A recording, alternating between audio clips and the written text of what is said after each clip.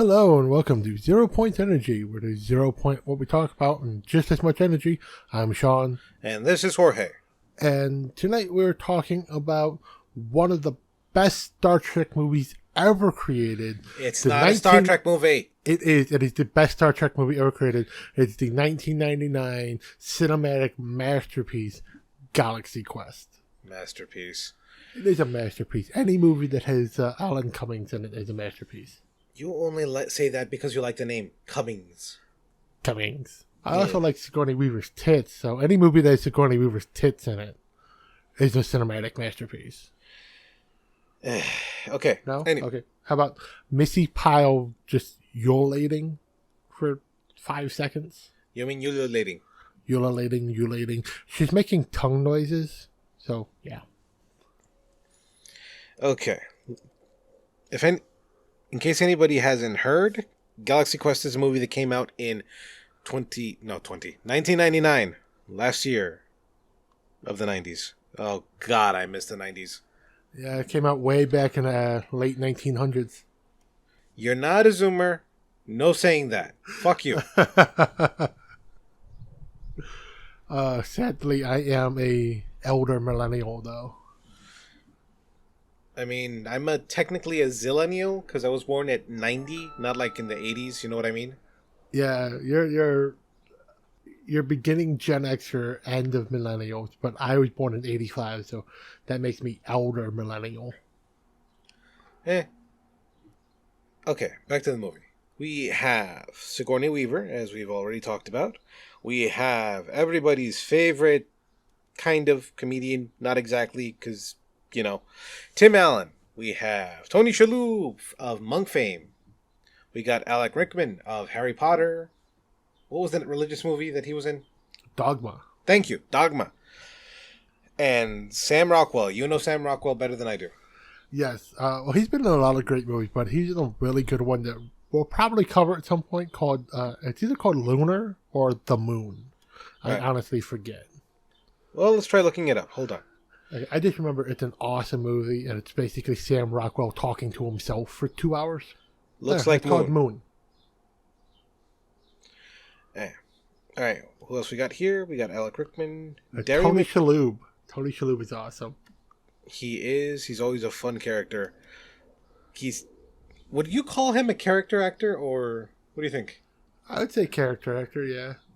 I mean, he always plays kind of a quirky dude, you know? Yeah, I honestly love him in Monk. That's probably one of the best things he ever did. Agreed. I miss Monk. That was a good show. It was. What else we got here? We have, you said Missy Pyle. What the hell else has she actually been in? Dodgeball, The Artist, Charlie and the Chocolate Factory. Oh, she plays, I think Veruca's mom? Who? Veruca Salt. Oh, right. I think she plays her mom. I know she played was it Russian or German in Dodgeball? No, she plays Miss Beauregard, the TV guide. No, Violet. She plays Violet's mom. I was talking about Dodgeball. Oh, no, I was talking in Charlie and the Chocolate Factory. Okay, so Veruca's mom, the German or Russian, what do you call it? Yeah, she plays Fran. I forget who Fran is in Underdog. Yeah. Let's see what else she's been in. Anything we know? No. Bring It On, Cheer or Die. That was actually recently, 2022. Yep. She's on Archer. I don't know who that is in the series, but okay. Oh, that was recent too. I stopped watching after about 2-3 years ago. Okay, we got what we needed for that. Let's see what else we got here. Justin Long in one of his early roles. Yes. He plays a Trekkie or Galaxy Quest D person. What the hell would you call a Questie? I think they're called Questers. Fine, Quester. Let's see. We have Jeremy Howard, also an early role. Caitlin Cullum also plays someone named Caitlin in the role. I'm assuming that's the other girl who was with them. Yes. And who was Corbin Blue before Star Trek? Not before he got famous on Disney. Who's Corbin Blue in here? Corbin Blue plays young Tommy. Oh, okay, cool. And if you don't know from Disney fame, High School Musical, he's the dude with the big fro. That's another one we're going to do later on. God, no. God, come on. You know you wanna. We're all in this together, man. Are we? Are we really? Well, at least you and me are. I don't know about anybody else. Okay. Now we have... Oh, we didn't talk about Sigourney Weaver. I mean, we did a little bit. Her and her fantastic tits. You know what I... Okay, enough about the tits. Yes, she looked very good. She's a great actress in general. Like, she's in very few bad movies. Hold on, let's take a look at hers. I mean, what has she been in? She's been obviously in Alien. Like, all the Alien movies, everybody knows her from there. Gorillas in the Mist was a great movie. I don't remember that one. You don't? Oh, yeah. She plays Dr. It's based on a real story. I'm pulling it up. Let's see. Gorillas in the Mist is... Synopsis. No synopsis. Sigourney Weaver stars as Diane Fossey in this true story about Fossey's study of gorillas and her efforts to stop the decimation of the endangered apes. Sounds like a drama. I mean, it is. Okay. Doesn't sound bad. Could probably watch it. She was in Working Girl. I never saw that one. It's a great one.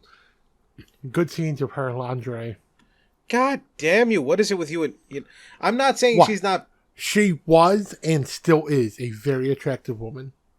I don't disagree, but at the same time, have some respect for the craft. In case you didn't get that joke, Alan Rickman says it in the movie. I respect the craft. No, you don't. The craftsmanship God put into her brassieres. Not into her brassieres, into what fits in them. Hey, same thing. No, that's not... Okay, look, moving on. Point is, she's been in a lot of good movies, specifically Alien, because she's known as a badass for being an alien. She usually does play kind of a... Yeah, she was a bit of a badass in Avatar, too. I don't disagree. Let's see, what else has she been in? Good House, Secret of the Whales. I have not seen a lot of these. I have got to... She was in The Dark Crystal. Yeah, the 2019 series. Age of Resistance. That was on Netflix. I've heard mixed reviews about that. It's not horrible. It's not great, though. She's in a lot of TV shows. Recently. Okay. Like, in the last, 5 or 6 years, she's been in a ton of TV. I'm seeing that. Let's see. Obviously, Ghostbusters. True. But she was... Okay, barely. She was in that scene at the end with she's in one scene of the reboot, but she's in almost the entire first and second movie. Of the originals, or what do you mean? Yeah, the originals. Okay, then yes, I agree. She was...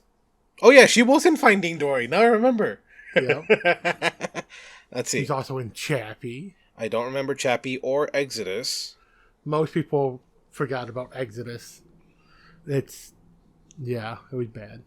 She voiced Ellen Ripley in Alien Isolation? Yes. She actually comes back to voice Ellen on almost every one of the Alien games that offers her to voice it. Okay, that's respect for your character. That's awesome. Yeah, because she just does it because they offer it to her. Unlike, I forget the actor's name.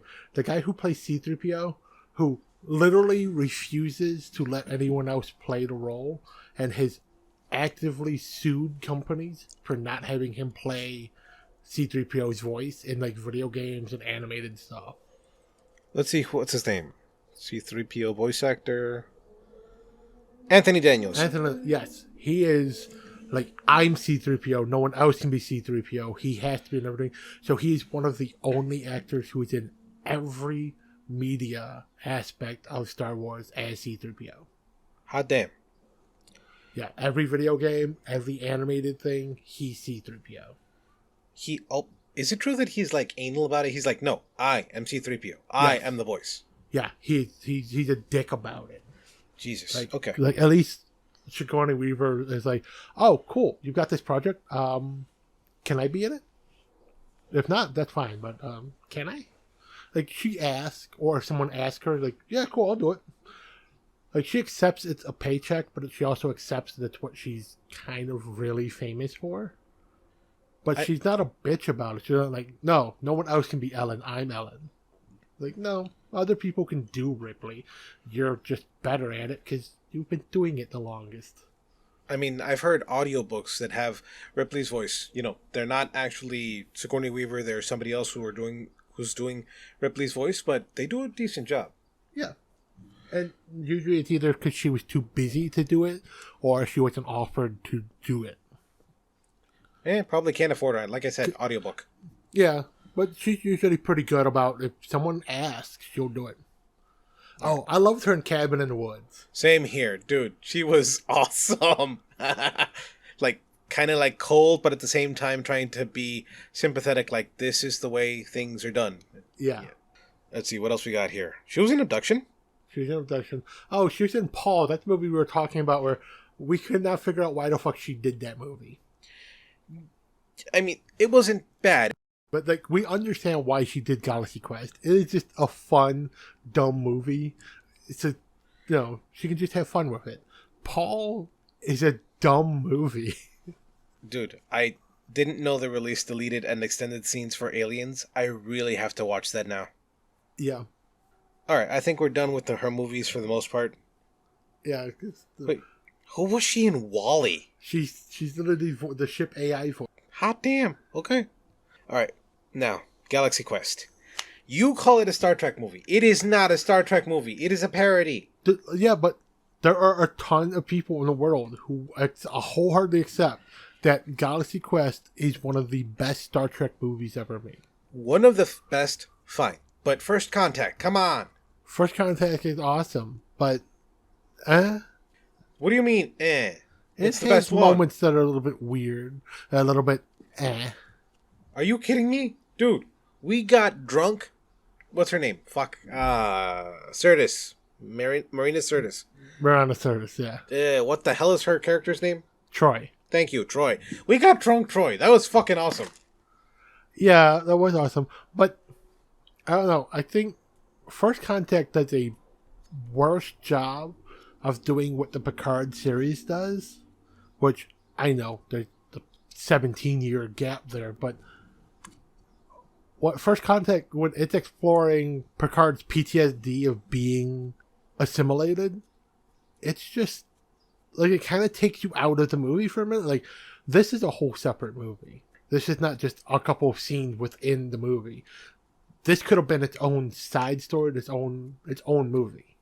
Like, let's either make a movie where we focus on going back in time and making sure this one historical event actually happens, or let's make a movie focusing on the trauma of Picard becoming Locutus and overcoming that. You can't merge those two stories well. And they do it as like this 5-minute scene where he freaks out and just goes crazy on the holodeck, turning off the safeties and kills 2 Borg with a Tommy gun. Okay. That's it. That's, woohoo, Picard has trauma. We Okay. did that for 10 episodes of Picard and it was infinitely better. I don't disagree. But at the same time, it was a better movie overall. Than Galaxy Quest? Yes. I hate you. A higher budget? Yes. No, not higher budget. Okay, yes, obviously higher budget, but Better I mean, like, written? no, that's not what Yes. I'm saying. What? I said better written? Yes. But it's also higher budget. But it's not fun. It's good, but it's not fun. How could you not call it fun? Dude, LaForge, Riker, and Data all literally basically having nerdgasms over, oh my god, it's, what's his name? It's from Cochrane! Well, yeah, I mean, but that's not as fun as Galaxy Quest. Galaxy Quest is just fun. I'll give you honestly, that. Fine. We need a Star Trek movie. An actual Star Trek movie that is just the dumb fun that is Galaxy Quest. We don't have a movie, but we do have a series. You know what it's called? Lower Decks. Okay, I'll give you that one. Lower Decks is awesome. What were you going to say? I was going to say, don't you dare fucking say Voyager. Because No. it's not. If anything, I would have said the what the hell's it called? The Orville. The most poorly written show of all of them. Continuity error after continuity error after continuity error. Let's make the show not episodic. Let's have it be of an actual story, but then fuck continuity every episode. We only have 38 4-ton torpedoes. We're going to shoot 137 of them throughout the course of the show. I will remind you, you said that Picard Season 1 was the worst. Of the ones that have currently aired. No. 2. 2 was the worst. No, you said Picard Season 1 was the worst overall, like even worse than Voyager. Okay, yeah. No, it was the beginning of 2. Beginning of 2. 2 was awesome! Yeah, but when they were advertising and hyping the 709, that's what I was going off of. It was the hype for it. They were hyping like 709 was going to become the new Borg Queen. And then she wasn't. And then that wasn't, but that's what they were hyping. They're literally making every trailer for the show look like that. Every time they release the plot synopsis for like in advance of the next week's episode, that's what it would hint at. Like after watching it, it was a much better show. But pre-watching it, just watching the trailers and getting those quick synopsis of episodes, like, oh, this is fucking stupid. This is like. No, Enterprise, the Voyager was so much better because they did better with the 709 character, which they did. But then after actually seeing Picard Season 2, which I admit, I didn't get to watch it when it was airing fresh. I watched it after it was all over and I just binged it in a weekend. Like 3 months after it ended. After actually watching it, it's like, yeah, it's awesome. But I still can't get the hype for the show out of my head, where it's like everything they were hyping were like, you're fucking this character up, you're making her so much worse than she is. Voyager made her so much better. Okay, so in that aspect, for that particular character, Voyager did so much better. Now, just depending on whenever this airs, we have not seen Season 3. I have not seen Season 3 to date. I do know a bit about how Season 3 ends, and I'm hyped to actually see it, but I've not actually seen any episodes of Picard Season 3. Okay, now, moving back to the movie. We have Galaxy Quest. We have Tim Allen as the commander, who is a washed-up actor, as is everybody on the cast. Sigourney Weaver, Alan Rickman, Tony Shalhoub, and what is his name again? Daryl Mitchell, I want to say. Oh, Guy? No. Well, probably too, but no. I meant Daryl Mitchell. Yeah, I was right. Daryl Mitchell. Daryl Mitchell, yeah. Daryl Mitchell and Sam Rockwell. Basically, everyone is kind of over the fact that this is why they're famous. But basically, they only really make money by doing these conventions and business openings and shit like that in character and stuff. Whereas Tim Allen's character, he lives for this shit. He's absolutely like, yep, this is me. This is my entire life. I am this one person. It kind of reminds you of when you watch, if you've ever seen the Trekkies and Trekkies 2, the 2 documentaries about the Star Trek conventions and Trek fans. I'd have no idea what you're talking about, dude. In those documentaries, they actually have a point where it's like, in the first one, it was when Shatner was still really loving the fact that everybody just knows him as Kirk, despite everything else he's done in his career. And he was loving going on the convention circuit and being Captain Kirk. But all the other stars are like, yeah, you're only here to see him. Why the fuck do we keep showing up? This isn't worth the amount that they pay us. Yeah, and then okay, yeah. He hit that point where he snapped. And he wasn't liking it anymore. And then everyone else was kind of like, yeah, you fucking get how annoying these people are, right? They don't pay us enough. I only respect you for the one thing you've done in your life. We've done other shit. We're better actors than this one role. And now Shatner's back to, yep, no, I'm James Kirk. I don't know. I think it's the dementia at this point. Yeah, it probably is. I mean... But I think a lot of the Star Trek cast, especially the older cast members who are still alive, but sadly aren't enough from the original cast, they've all kind of just accepted the, Yeah, no, this is what we're famous for. Even the show Nichols, she kind of came back around before she passed recently. Recently, about 2 years ago. Just like, yeah, I'm your her. Like, she just accepted that because it's what she's super famous for. She's in a bunch of TV shows. She's in a bunch of movies. She's had a big career that's really impacted people, fans and everything, and impacted women in the sciences and things like that. But everybody will always remember her as Uhura. Everyone's always going to remember Shatner as one of two roles, James Kirk or T.J. Hooker. He also was in not The Outer Limits. What's it called? It was Outer Limits. No, it was with the wasn't it? The other show. I thought it was Oh right, yeah, he was the host of Hold on, Star Trek. God, what the fuck is it? Twilight Zone. He was host of Twilight Zone for a little while. He was? I thought he was. So. I think. Hold on, William Shatner filmography. Where's TVography? Okay, a lot of silence, but meh. Okay, he was in an episode. Oh, he was in he was in the movie. I thought he was the host for the show for a little bit. And he was in 2 episodes, Nick of Time and Nightmare at 20,000 Feet. That's what I remember him from, Nightmare at 20,000 Feet. Yeah. Let's see. What else do we have here? What the hell? Hold on. Moment of silence for those who have left us. Nichelle Nichols. Leonard Nimoy. James Doohan. DeForest Kelley. Oh, God, DeForest Kelley. He was the first one to die. I actually miss his grumpy ass. Yeah. Carl Urban kind of gets it, though. He does. Yeah, of original cast, the only ones we have left are Kirk, Sulu, and Chekhov. Oh, speaking of Anton Yelchin, he will be missed. Yes. He was a great Chekhov for the reboots. And of course, they've come to pick up my dumpsters while we're trying to record. Also, Majel Barrett. Yes, she died. She died many years ago, though. Yeah, but she's still missed. Yeah. She was fun at conventions, too. It was on her deathbed when they finally allowed Enterprise to hold the Star Trek title. She was the biggest holdout for that. You're not a Star Trek show. Go fuck yourselves. And then when she was dying, like, fuck it. Yeah, fine. You're Star Trek. Stop bothering me. Let me die in peace. Okay. Where were we? Back to Galaxy Quest. Okay, wait. This movie was... Okay, even without the whole parody Star Trek aspect of it, it was actually a pretty fun movie.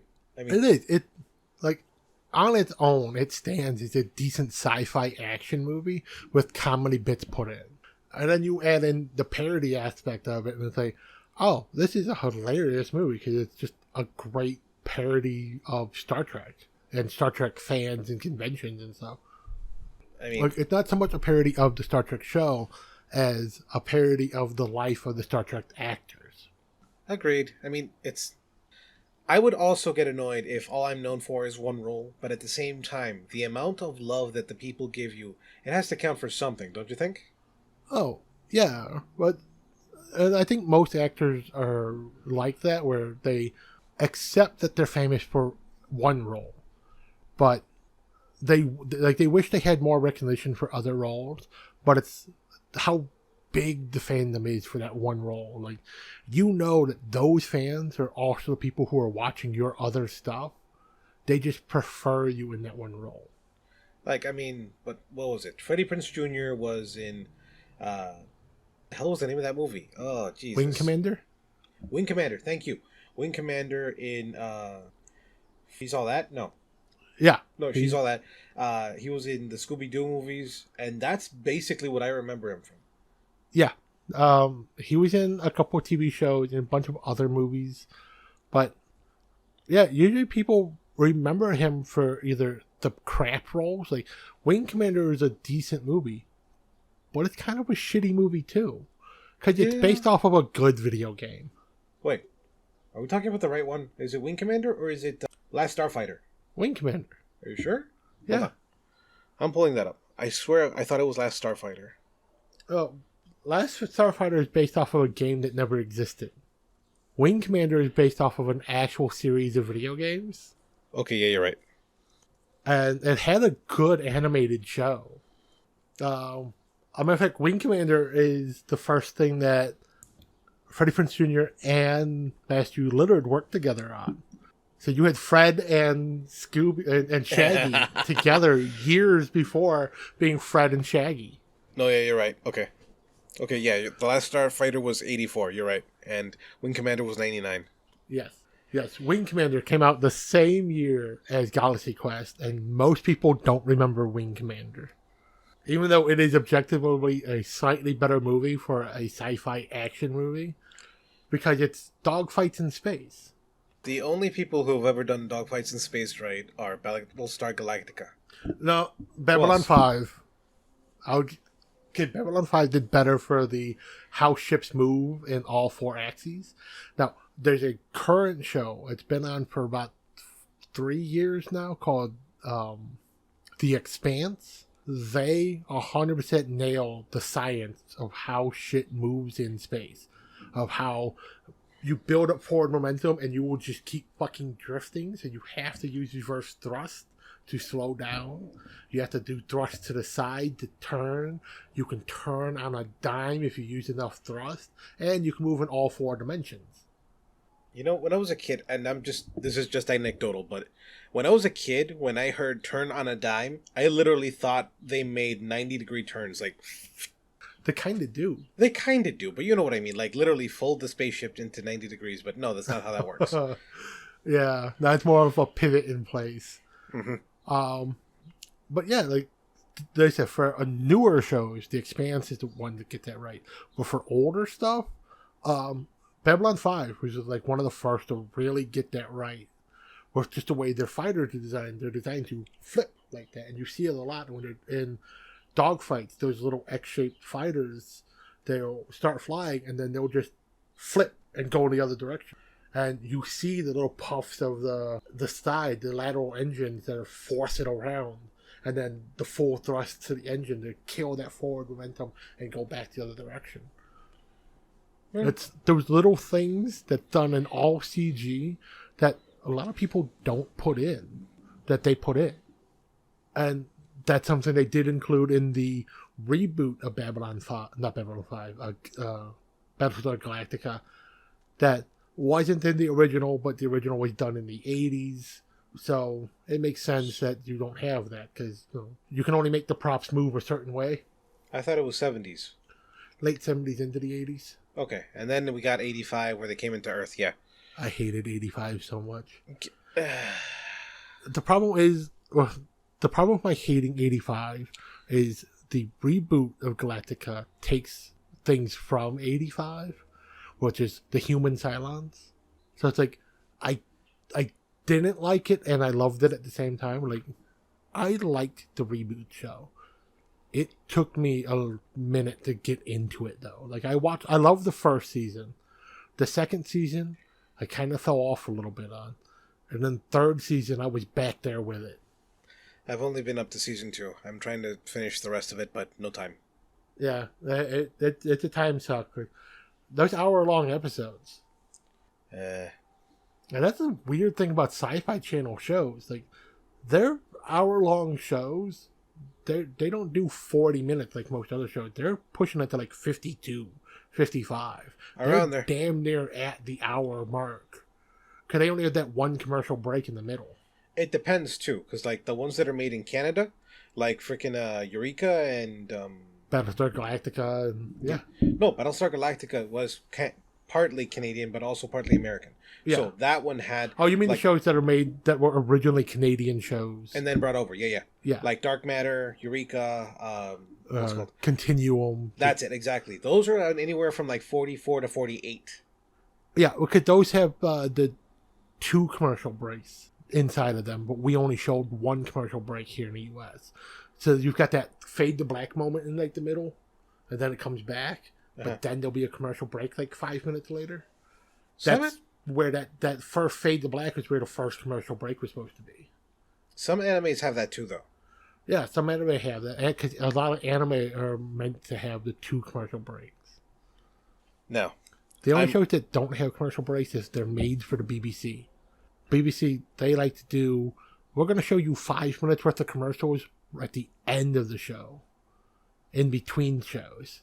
So a show that's supposed to start at 8 o'clock starts at 8:05, because from 8 o'clock to 8:05, they're playing the commercials that they didn't play between 7:05 and 8 o'clock. Okay, another thing though, some shows start early. Like I've had, I don't know if you remember, but like Charmed back in the day, I would set it to record on my VCR. Yes, I'm old. And it would record like only part of the episode. I'm like, okay, so I have to actually start recording around like 7:50 to get the entire episode. That is because Charm came on in the days immediately after the Janet Jackson titty slip at the Super Bowl. So they intentionally started airing shows either a few minutes late or a few minutes early to fuck with people recording. And so they could censor in real time. Bastards! So they could just play the tape of the pre-recorded episode and, oh, nope, that can't be in it. And they could have somebody just hit the censor button and dump a commercial. Censors and then let it come back. So, yeah. So immediately after that, for a lot of years, we had shows either started immediately, like, if a show was meant to start at 8 o'clock, it started at like 7:55. Or if it was meant to start, or it would start at like 8:02. There would be those few minutes off because, one, it fucked with people who were recording on VHS, because a lot of people were still recording on VHS. It fucked with TiVos because TiVo was just starting to become a thing then. So it messed with your TiVo recordings too, because that was a digital system. You couldn't change the time. And then it gave them the ability to censor live TV as it was happening. Hear about recently they're changing the ATSC, I want to say 3.0 or like 3 point something signal now, where it's going to be they're going to have DRM embedded into the digital signal, and from there they'll be able to actually fuck with people who have the digital recorders so that you can't record anymore. Yes. That's some bullshit. Yeah, it's supposed to automatically scramble it while you're recording, unless you have a legal recording device. Like, there are still TVs that have a built-in DVR system. And if your TV has it built in, you can still record. Some cable companies, like Comcast, if you have the Comcast box on your TV for cable, not for streaming, for cable, they still sometimes have a DVR function, so you can record stuff. But if you don't have one of those DVR boxes, the new system is supposed to just, as soon as you try to record it, you can still watch it live, but your recording will be scrambled. That's why I bought a DVR system for my entire household for Christmas. Yeah. Supposedly, according to what I've read, I won't be able to record a lot of shit anymore. Yeah. You might be able to, but it just depends. If that particular channel decides they don't want to support it, then you won't be able to record it. Capitalism is a bitch. Yep. Money speaks. Remember, corporations are people, and they get a vote. Citizens United, still the worst fucking decision ever made. Back to the movie. God damn it, we are talking about a lot of other shit except this goddamn movie. And it's a good movie. Because that's what we do. We go on rants. Okay, let's... Back to the movie. I promise, people, I'm really sorry, okay? Back to the movie. This is actually a really good movie. It is. It's a great movie. It's one of those movies it's weird to talk about because it's just old enough that everybody's seen it. If you've not seen Galaxy Quest and you're at least 30 years old, the fuck is wrong with you? No. There's nothing wrong with them. The fuck have you been doing with your life? There's something wrong with them. Okay, fine. We'll agree there. Basically, the movie is these people are washed up. Then, somehow, because we know that television signals are still sent out, they're still strong enough to reach a world called Thermia. And on Thermia, these aliens watch them and think they're historical documents, and then they tailor their entire culture around it. And they have like a renaissance where they're incredible scientists, and then they make the world a better place until they're attacked by... What the hell are the enemy aliens called? I forget. Fuck, hold on. But, like, them tailoring their society around the society shown in the show, it literally brings them back from the brink of self-destruction. Their economy was collapsing. Their whole world was basically tearing itself apart by the war and fighting and all of that. And they turned it around by learning to work together and be peaceful and kind of help each other. Okay, so the enemy has no actual name by the looks of it. It's just a warlord and his people named Ceres. Yeah. So from there, after they achieve... Okay, that says a lot about humans thinking about it, because Star Trek... Okay, no, it's another tangent, sorry.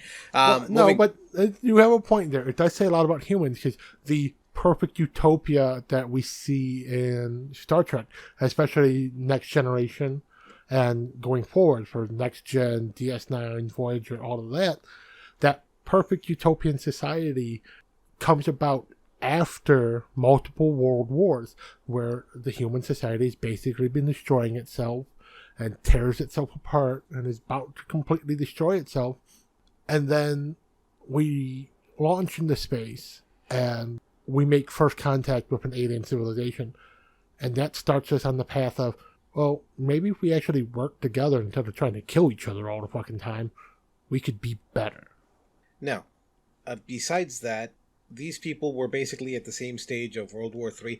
Again, we're not talking about current World War III. We're talking about hypothetical fiction. Planetary, biological, and nuclear warfare.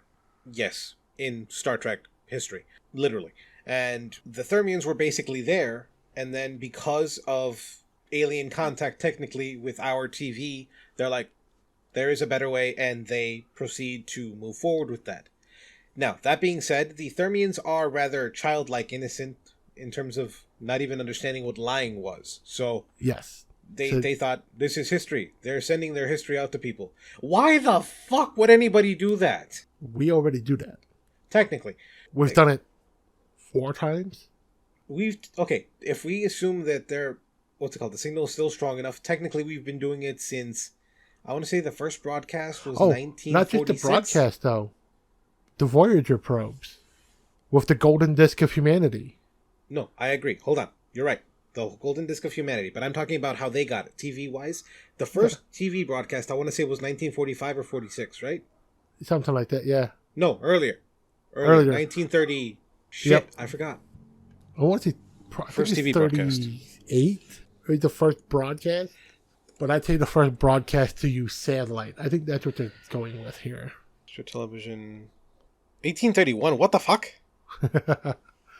I mean, it's an old medium, so yeah. Okay, that was mechanical television in the 1860s. 1911, very crude images.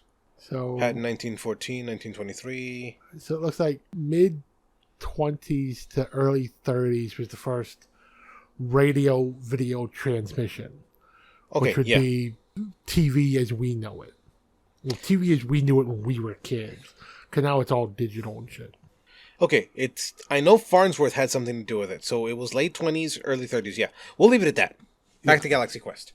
So technically, we've been almost 100 years we've been broadcasting our history. Yeah. Now, if we assume only since broadcast's been capable of worldwide broadcast, so end of the 60s up till current, what's still a lot of human history has happened since...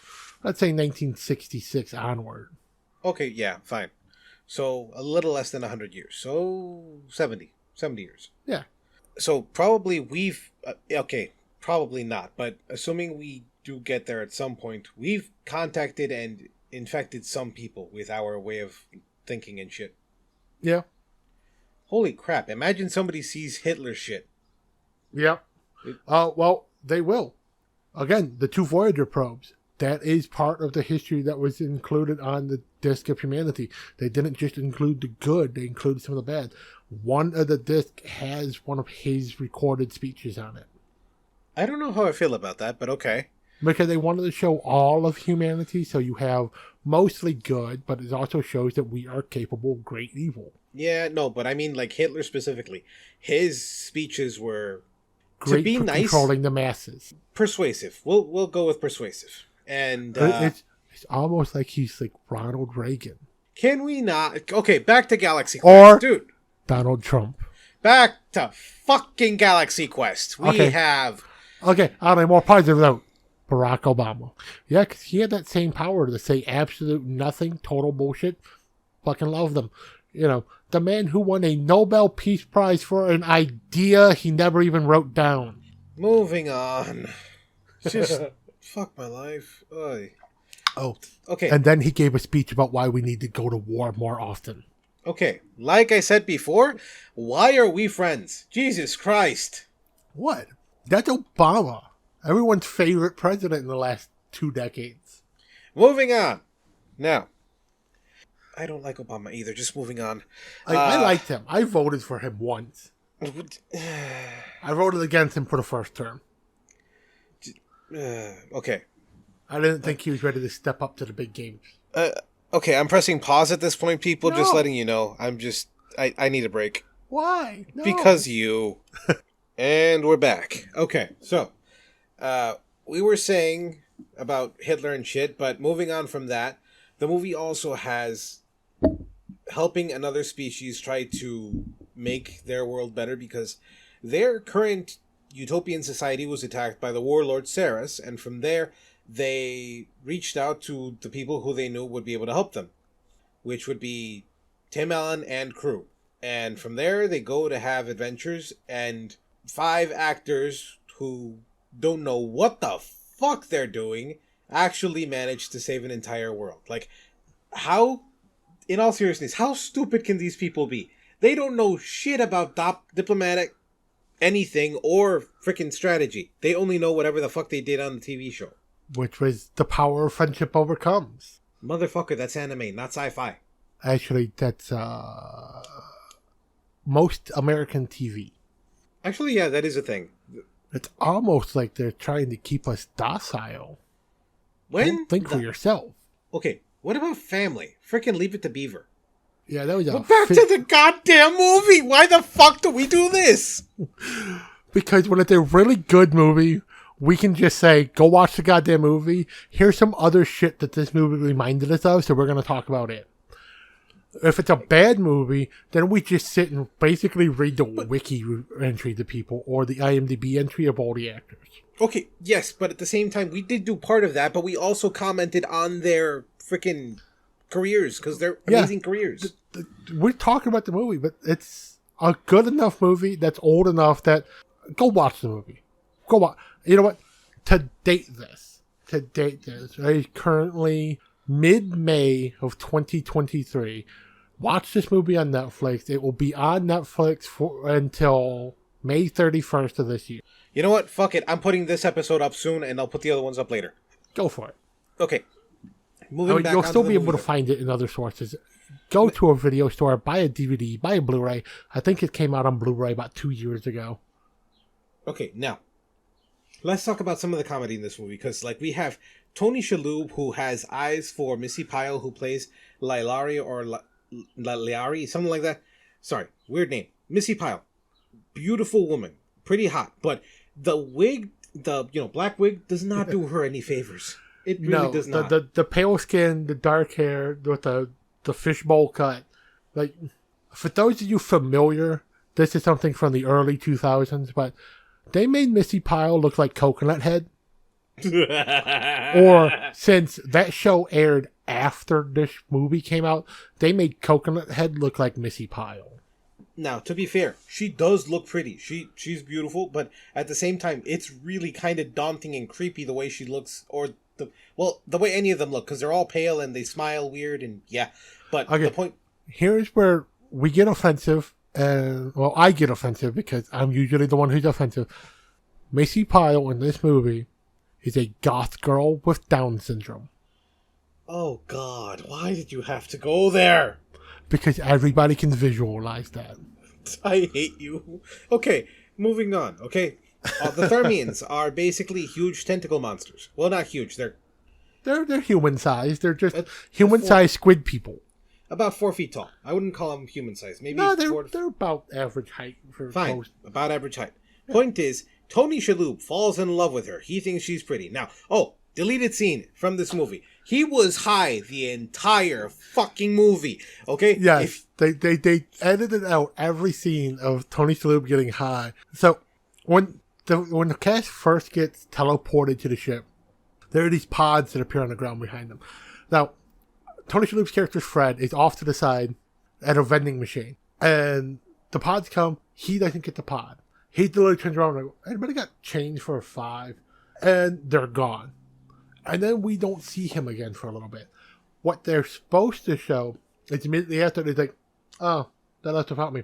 Cool. He gets his snacks from the vending machine, goes to the washroom, gets high, comes back looking for them, and then the pod takes him. So he's got this big brown bag that has his weed and his snacks in it. And then from that point forward, you constantly see him rummaging through this bag, like as he's walking through down the hallway, or after some big event happens on the ship. And the thing is, that's more stuff they cut out, is why you see him rummaging in the bag. You're supposed to see him pulling out or putting back in his little one-hitter pipe. So he's getting high constantly. And it's not until he loses that bag at one point where then you start, oh, he's not high anymore. And anxiety starts to take over. And he starts, I can't do this. I don't know what the fuck I'm doing. I'm just an actor. Also, he mentions Kwan is not his real last name. So, yeah, Chen, Kwan. He's not Asian, but he does the squinty thing. Squinty thing. There's a great scene where he's normal. He's talking. He turns around and everybody's like, "Oh, Tech Sergeant Chen." And it's like, "Oh." And he smiles and squints at them. Because he has to put on the squinty eyes of his Chinese character as he's playing a Korean man who is not Korean. Also, besides that, he, what's the word? What's the word I'm looking for? What do you call it? He does the squinty thing in the beginning of the movie where you see a couple of scenes from the actual show, and he has the squinty thing on the whole time. But then, when they mention him, he's like, wait, I'm in character. Squinty. Yep. Now, one thing I'd like to coin here is the bag of holding that is holding. Because the man is holding weed.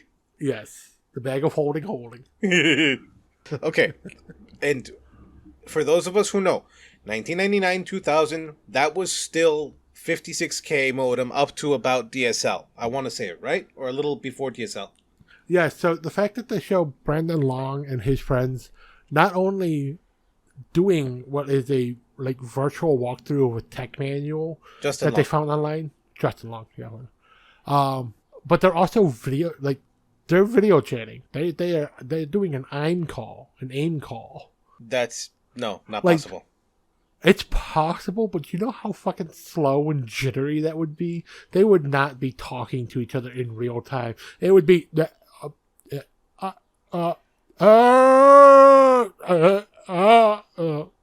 I remember voice chatting from back in the day. That would have still been a little garbled. Even voice chat, especially doing because again, they're using AIM. So using AIM for just voice only, you would still have those moments where, hey, what are you doing? Oh, you froze. Did I?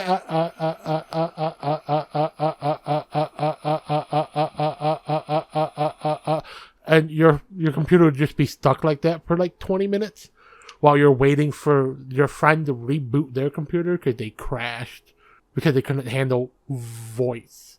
And then video, yeah, it'd be like people would just freeze with their face in the most distorted image ever. Yeah, something out of a techno nightmare. But I just remember the sounds from back then because you would just be mid-conversation. Yeah. And that was Sean's Max Headroom, what do you call it? Fuck. Max Headroom interpretation. There we go. Yeah. Yes. Okay, back to Speaking of Max Headroom, you are not old enough to remember it, but I am.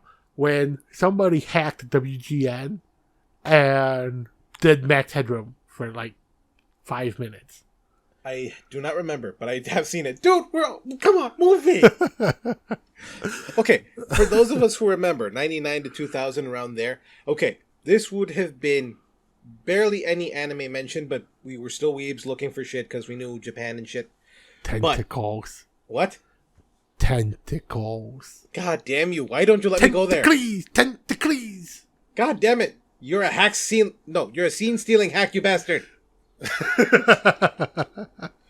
Anyways, the tentacles, okay? This would have been awesome in terms of tentacle memes and shit, but we didn't have that yet. We didn't even know except for the most depraved among us. Like Shaun. For the record, I despise hentai as an art form or as a form of media to begin with. Didn't you say you liked like 2 specific hentai? Yes, because they have very little sex in them. In case anybody knows, we're probably going to try to do a episode on Ishizoku reviewers, if you remember. In case you don't know, interspecies, but we'll see. Maybe. There's exactly one episode that's been translated for English audio, so we might just do that one specific episode, because I prefer dubs to subs. Fuck you, people. I like what I like. Fuck you. Subs are better. They are sometimes. I still prefer dubs. Evil bastard. Okay, moving on. At least I will admit that occasionally the sub is much better. There are a lot of people who prefer dubs who will not accept that subs exist or are better. I at least admit they are better in some instances, not all. There's only one instance where I will admit the dub is better than the sub. Ghost Stories. Exactly. I fucking love that series. But I bought it. I got it autographed. Because with the sub, it's the serious show it's meant to be, and it's fucking boring. Yeah, unfortunately. It is a boring, long, drawn-out, shitty... Well, it's still a good show. It's just boring. It's really, really slow-paced. So, the dumbass dub that they did of, hey, we got the rights to this, but they still refuse to send us a script to translate, so have fun. No, it's because they knew it was going to be shit, so they said, have at it. We don't care. Yeah. But they also refused to send them a proper script to translate. They did? Yeah. It was you can have the rights to it, do what you want, we don't care. Yeah, just have at it. Like, can we have the script? You're going to record your own lines, though. We would like to translate it, though. Nah, you got it. Okay, back to the movie. God damn it, no, I'm doing it. Okay, where were we? Oh, right. Saris is actually voiced by... What is his name? He's voiced and physically acted by Robin Sachs. I think he might actually be dead. Possibly? I don't think so, though. Oh, yeah, 2013. I remember him when he was in Buffy the Vampire Slayer. I said Slater. Fuck my life. He was an awesome actor. Yes. He was also in Mass Effect, like, literally. He was in 2 of the Mass Effect games. He played Zaid. He's a voice and screen cap actor for Zaid. He was also Admiral Saul Karath from Star Wars Knights of the Old Republic. Yep. Passed away in 2013. Oh, Jesus. Due to heart failure. Yep. God rest his soul. I actually liked him. He was a really good actor. He was. Yeah, he had a lot of decent roles. Alright. Now, besides the movie, why did I go there? Okay. I don't know, but can I point out the fact that the trailer that was just playing in the background for Robin Sachs' IMDb page, there was a trailer for Galaxy Quest, was in higher definition than what we just watched on fucking Netflix. That's disturbing. I mean, it's Netflix. I'm pretty sure... Look at how much better that thumbnail piece of shit looks compared to what we just watched. I wouldn't say that much better, dude. I mean... I thought, okay, maybe not a lot better, but it is better. Maybe the bitrate is higher. Probably. No, actually, I disagree. I think it looks a little worse. But, okay. On the scenes when they're watching the old show scenes look way worse in that trailer. No, hear me out. It's because I think this is one of those vinyl versus CD. Vinyl sounds better, but CD's objectively better. I think this is one of those types of things. Oh, so like what they're playing is more like the DVD recording, but we watch the actual all digital one? Exactly. I think that's what it is. So it's, yeah, okay. I can see that. I've seen that happen for a bunch of shows too. Like the I've watched streamings for anime where the streaming is objectively in a higher quality, and I know it's meant to be in a high quality because it was an HD recent release that's released in 720 minimum. Watching it in 720, you're like, okay, that's good. But the DVD I have that plays it in 480 looks infinitely better, just because it smooths out some of the grain issues. Okay, a little bit, but I actually have a example that's different. Onegai, what's it called? Police Teacher actually looks better in 720 on the Blu-ray, and it's actually but that's because they actually did digitally recolor that one for the Blu-ray release. They did. They did.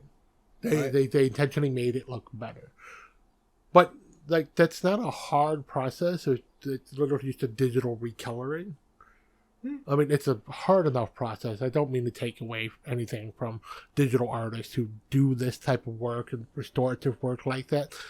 I know it's a process, but in terms of animating the entire show in that level of high definition versus just digitally recoloring things to remove the artifacting from the upscaling is an objectively easier process. In some ways, I like the artifacting though. Not the digital artifacting. I'm talking about like older movies where you have the pops and shit. Yeah, I honestly I hate the movies that add that back in after they've been cleaned up for like DVD releases and stuff. Agreed. Don't add it back in. Just leave it as is. Yes. Because you can tell it's artificial because literally it comes up every, like, what, 2.5 seconds? It'll come up every couple of seconds, but it'll also be, like, super crisp and black. So it's not the obvious film scratch and film degradation. It's obviously an artifact that was put there after the fact. All right, I think we've ranted enough. I mean... Okay, basic points. The movie's fucking awesome. Go watch it. If you haven't watched it, the fuck is wrong with you? This movie also has a lot of really good mix of practical and CG. This is one of those movies that 100% reinforces something we've said before. Using CG to enhance practical effects is the best way to do things. Do not only use CG, mix the two. Unless it's for space condoms, in which case, just go with the space condom. Yes, the digital space condoms in this one that they use for transporter pods is fucking amazing. And obviously it was really simple. You could tell it was CG. Yeah, it's literally just a shitty water effect put over a body. Yes, but at the same time, it was freaking funny as hell and pretty good. It was. See, they did it perfectly well. Is the best way to make it obvious that you're using city CG without using city CG was they make the background almost completely black, put a bright white spotlight on the character. So then when they rotoscope him out to put the digital background in and put the template over him that has that water effect, you don't care about that blurred white edge from the rotoscoping because they washed him out with the bright light anyways. They literally hid the fact that this was going to look shitty by making it look shitty in the practical shooting of the scene. True. And that's how you do it. You overexpose so you hide your fuck-ups. Okay. This is the ZeroPoint Energy crew signing off because we love you people. You're assholes. But so are we. Have a good one. Bye-bye.